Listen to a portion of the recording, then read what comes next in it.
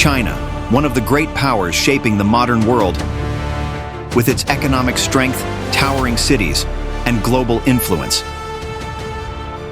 But behind its cutting-edge progress lies a civilization with thousands of years of history. To truly understand China, we must journey back in time to its very origins.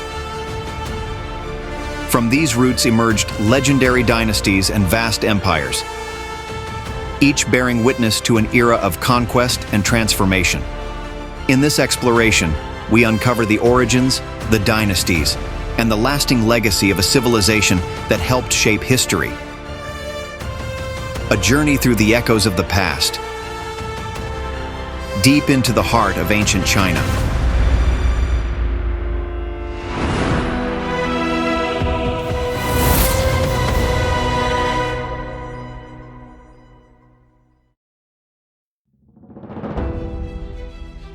Long before the rise of dynasties and great empires, the land we now call China was home to some of the earliest humans, whose tools and remnants remain etched in the earth as a testament to their existence.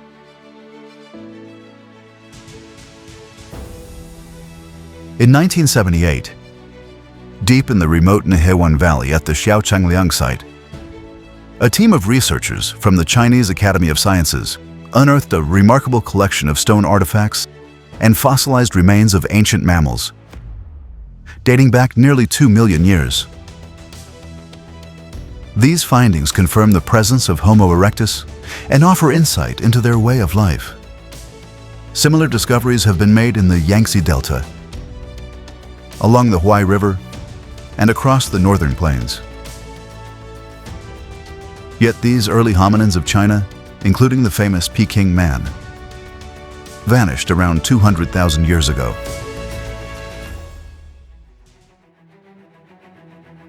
Homo sapiens, the direct ancestors of modern humans, arrived from Africa around 40,000 years ago.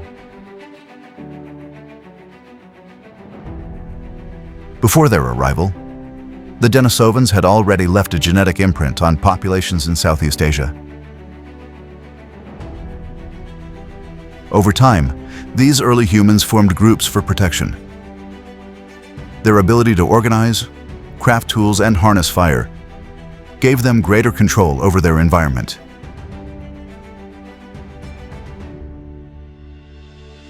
Thousands of years later, they began to move beyond hunting and gathering as their sole means of survival. Then, 10,000 years ago, something extraordinary happened. In a nearly inexplicable shift, humans, almost as if they had unlocked an ancient secret of the earth, began to sow and harvest.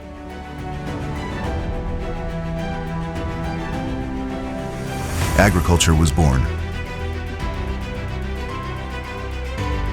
But what triggered this transformation? The development of the ability to make associations remains a mystery. Yet it marked a pivotal moment, one that allowed the ancestors of the Chinese people to stop passively adapting to nature and instead begin shaping it to meet their needs. The rise of agriculture went hand in hand with population growth. Small communities expanded and became more concentrated. Civilizations such as Mesopotamia, Egypt, the Indus Valley, and China all emerged along river basins. In China, cultures flourished along the Yellow, Yangtze, and Yang rivers, forming independent cities with shared cultural patterns. As agricultural technologies improved, tribal alliances evolved into organized states, ushering in a new chapter in human society.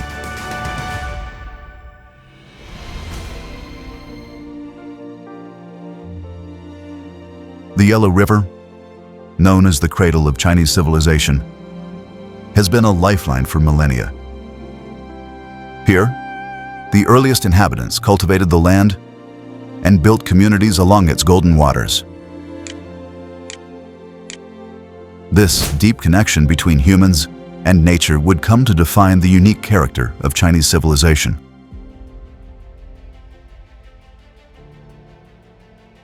Long before the great dynasties and fortified cities, China's history began in small, scattered settlements. One of the earliest recorded traces of civilization is the Peiligang culture, which thrived between 7000 and 5000 BC in the fertile plains of the Yellow River. This culture flourished in the central plains of China, in what is now Henan, a key region for the early development of agriculture in Asia. Here, the first inhabitants cultivated millet, raised pigs, and practiced fishing in simple agricultural communities. Archaeological and genetic studies suggest that this culture was composed of Neolithic groups originating in East Asia, descended from local hunter-gatherer communities. Archaeological discoveries at sites such as Jiahu and Peiligang include circular mud dwellings with thatched roofs, polished stone tools, and pottery adorned with simple patterns.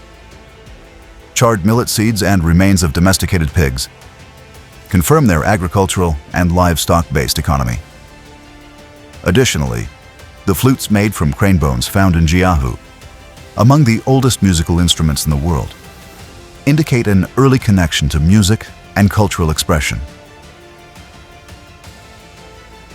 The Peiligang culture marked a crucial transition in the region's history, laying the foundation for the agricultural and cultural development that would define later civilizations in what is now China.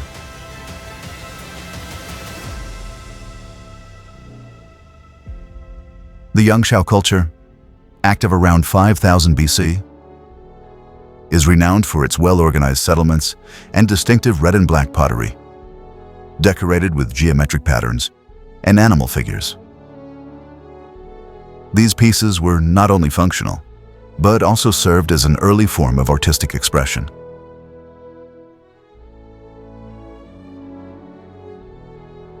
Later, between 3000 and 2000 BC, the Longshan culture ushered in significant advancements in technology and social organization. They perfected the art of polished black pottery, which required advanced fire control techniques to produce. But their legacy extended beyond craftsmanship. Within their settlements lie some of China's earliest fortifications. These societies did more than merely survive. They laid the foundations for a civilization destined to thrive and evolve.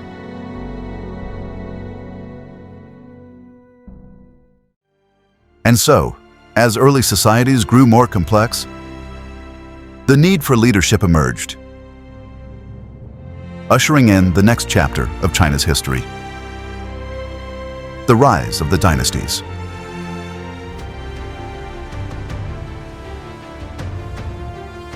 The Xia dynasty, which according to ancient texts ruled between 2070 and 1600 BC, is often considered the starting point of China's dynastic history. However, its existence remains on the boundary between history and legend. Was it truly a royal lineage of rulers, or a myth crafted by later dynasties to legitimize their own power? The Shujing, one of China's oldest texts, tells the story of Yu the Great, the founder of the Xia dynasty, who accomplished what seemed impossible: taming the devastating floods of the Yellow River.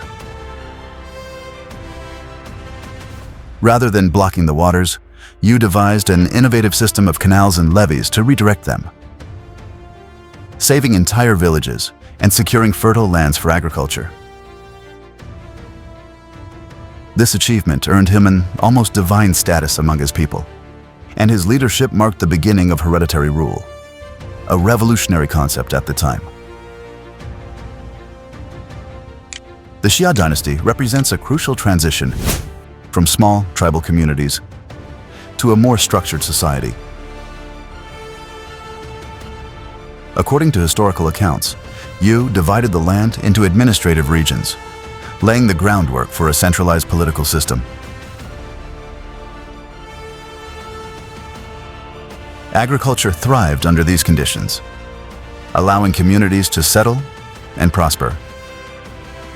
However, the lack of definitive archaeological evidence has fueled ongoing debate. At the Erlitou archaeological site, which dates to the same period, researchers have uncovered palaces, bronze workshops, and urban structures that may be linked to the Xia dynasty. These findings suggest the presence of an advanced society, though a direct connection to the legends of Yu has yet to be confirmed. Whether myth or reality, the Xia dynasty symbolizes the dawn of centralized rule in China, an idea that would shape its civilization for millennia. Rulers were expected to protect their people and ensure the prosperity of their lands.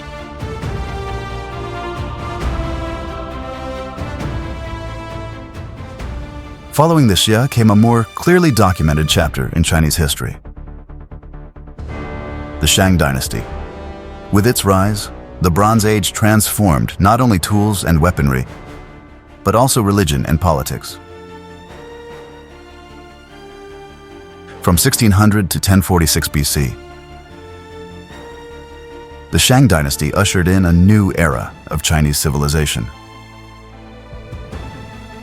Their last capital, Yin, left behind a remarkable archaeological legacy, including palaces, tombs, and highly organized workshops. Oracle bones, engraved with the earliest forms of Chinese writing, stand as one of the Shang dynasty's greatest contributions. Used for divination, they recorded questions and answers addressed to the gods, laying the foundation for a written system that would evolve over centuries. These practices highlight the deep integration of religion into their political structure, where kings also served as spiritual leaders. Royal tombs, such as that of Queen Fu Hao, contain ritual bronzes, jade artifacts, and weapons, clear evidence of the wealth and power held by the ruling elite. Despite their strength, however, the Shang dynasty ultimately fell due to internal decline and an invasion by the Zhou, a warrior society that seized upon the Shang's weaknesses to overthrow them. As the Shang dynasty neared its end, its last king, Dixin, ruled with an iron fist and an insatiable taste for luxury, losing the respect of both his people and his allies. Meanwhile, to the west, a visionary leader, King Wu of Zhou, saw an opportunity to bring down the crumbling empire. In 1046 BC, the two armies clashed at the Battle of Moya, an epic confrontation that would shape the future of China.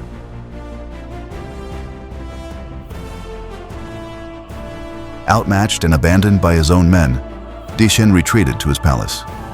In a final act of desperation and defiance, he set the structure ablaze, perishing alongside his treasures, a fiery end that symbolized both the fall of his reign and the collapse of the dynasty.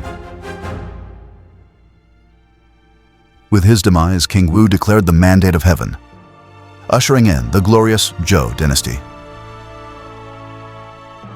Though the fall of the Shang marked the end of an era, their influence would endure in the dynasties that followed.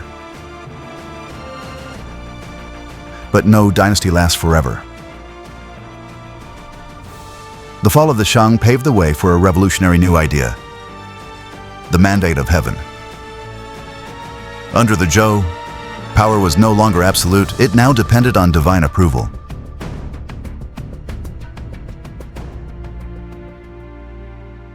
The Zhou dynasty ruled over what is now China from 1046 BC to 256 BC, spanning two main periods: the Western Zhou, when centralized power was maintained, and the Eastern Zhou, marked by decline and the fragmentation of authority during the Warring States period. This era was one of the most influential in Chinese history. It was during this time that a revolutionary idea emerged, one that would forever change the concept of governance in these lands: the mandate of heaven. According to this belief, a ruler's authority did not stem solely from military strength or wealth, but from divine approval. However, this mandate was not eternal. If a ruler became corrupt or unjust, the heavens could withdraw their favor, legitimizing rebellion and the rise of a new dynasty. The mandate of heaven justified the Zhou's overthrow of the Shang dynasty and became the ethical foundation for dynastic succession throughout Chinese history. This concept not only linked earthly power with divine authority, but also established a symbiotic relationship between rulers and their people. The kingdom's well-being was seen as a direct reflection of the ruler's morality. The Western Zhou period, from 1046 to 771 BC, was an era of stability and prosperity. The Zhou established their capital in Haojing, near present-day Xi'an in Shanxi province. From this city, they implemented a feudal system, granting lands to vassal lords who governed their territories on behalf of the king. This system allowed for efficient control and supported agricultural expansion through innovations such as iron plows and advanced irrigation systems. However, toward the end of this period, the growing autonomy of the feudal lords weakened the central authority. In 771 BC, an invasion by nomadic tribes forced the Zhou court to move its capital eastward, marking the beginning of a new phase, the Eastern Zhou. This period, spanning from 770 to 256 BC, began with the relocation of the capital to Luoyang, in present-day Henan province. During this era, royal power declined significantly, while feudal lords became the dominant political forces. Despite political fragmentation, this period saw a remarkable cultural flourishing. Great schools of thought emerged, including Confucianism, Taoism, and legalism, whose principles would profoundly shape Chinese society.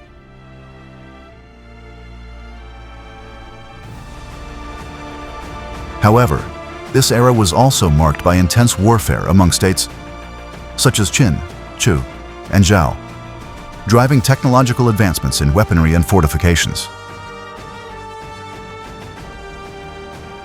As the Zhou dynasty waned, King Nan, weakened and entangled in court intrigues, could no longer prevent the kingdom's disintegration.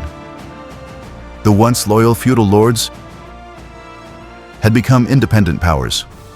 Among them, Yingzheng, king of the state of Qin, saw an opportunity in the Zhou's decline. In 256 BC, Yingzheng led his army against the weakened Zhou forces. King Nan, abandoned by his allies, was deposed and died soon after. Thus ended the Zhou dynasty. However, its fall was not merely a shift in power. It marked the beginning of something far greater, a struggle for total dominance.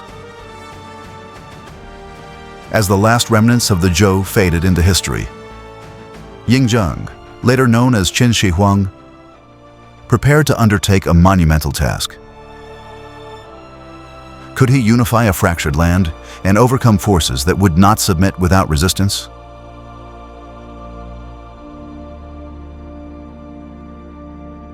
A new era was on the horizon, but its cost had yet to be determined.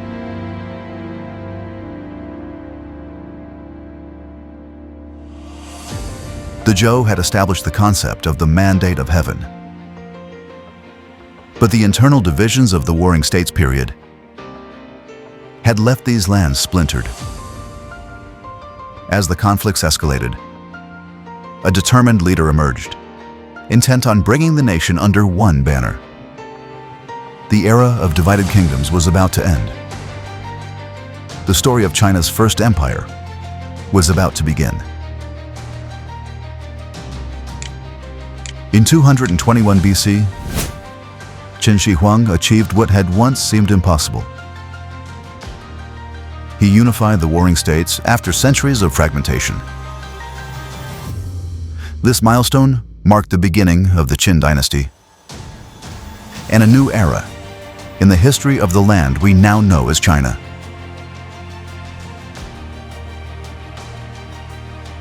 Though the Qin dynasty lasted only 15 years, from 221 to 206 BC, its impact on Chinese history was profound.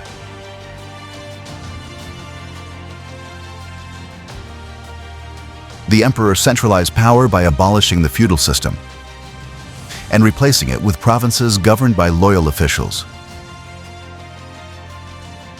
ensuring the throne's authority over the entire realm. One of his greatest achievements was standardization. Qin Shi Huang unified writing, currency, weights, and measurements, streamlining trade and administration across his vast empire. He also launched the construction of the Great Wall, linking existing fortifications to protect the northern borders. The beginning of this monumental project was an unprecedented feat of engineering. Qin Shi Huang ordered the consolidation and expansion of the ancient walls of the former warring states, creating a continuous barrier to protect the empire from raids by nomadic tribes. Thousands of workers, including peasants, soldiers, and prisoners, were forced into labor for the project, enduring brutal conditions and unforgiving terrain. Built using stone, rammed earth, and wood in different sections, the wall served not only as a military defense, but also as a powerful symbol of Qin's unifying authority. Though its sections were functional, the Great Wall also had a psychological impact, discouraging invasions and clearly marking the boundaries of imperial control.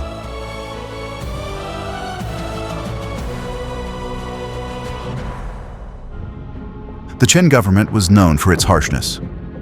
Rooted in legalist principles, it suppressed all dissent through extreme measures, including book burnings and the execution of scholars. Although the Qin dynasty lasted only 15 years, its model of a centralized state left a lasting impact on Chinese history. However, its downfall stemmed from the very rigidity that had defined its success. The harsh legalist policies, which punished even minor offenses with extreme severity, led to widespread discontent among the population. Massive forced labor projects, such as the construction of the Great Wall and Qin Shi Huang's Grand Mausoleum, drained the empire's resources and fueled widespread rebellions after the emperor's death in 210 BC.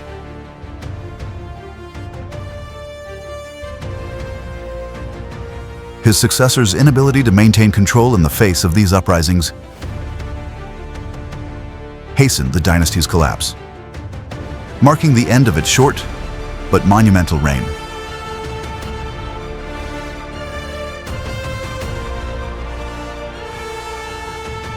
Yet, from the ashes of this first empire, a new dynasty emerged, one that would lead these territories into its first great golden age, the Han Dynasty.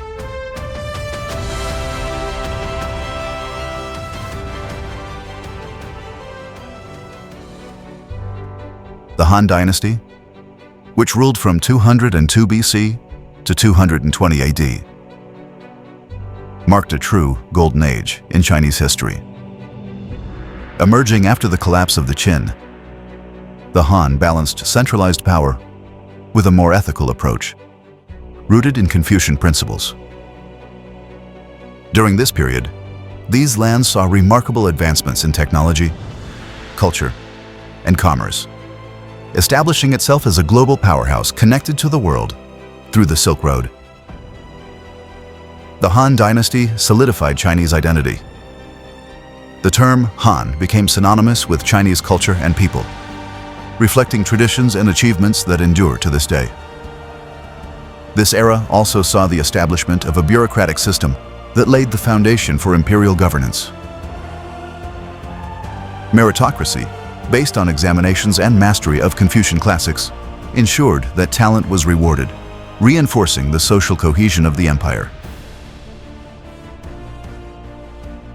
Under Emperor Wu, from 141 to 87 BC, the Han Empire reached its greatest territorial expansion, securing key regions and opening trade routes to the west. The Silk Road not only facilitated the exchange of goods, such as silk and spices, but also fostered the transfer of ideas and cultures, strengthening China's global influence. This exchange was crucial for the advancement of fields like astronomy, medicine, and engineering, and innovations from this period spread across Asia and Europe, highlighting the Han Dynasty's ability to shape the global stage. However, during the height of the Eastern Han Dynasty, under the reigns of Emperors Huan and Ling, the first signs of decline began to appear. By the 2nd century AD, growing tensions arose due to military campaigns and succession disputes. Bureaucratic corruption and power struggles among aristocratic families weakened central control, while natural disasters and economic crises fueled unrest and instability. The decline of the Han Dynasty, driven by corruption and peasant unrest, culminated in the Yellow Turban Rebellion of 184 AD, led by Zhang Jue.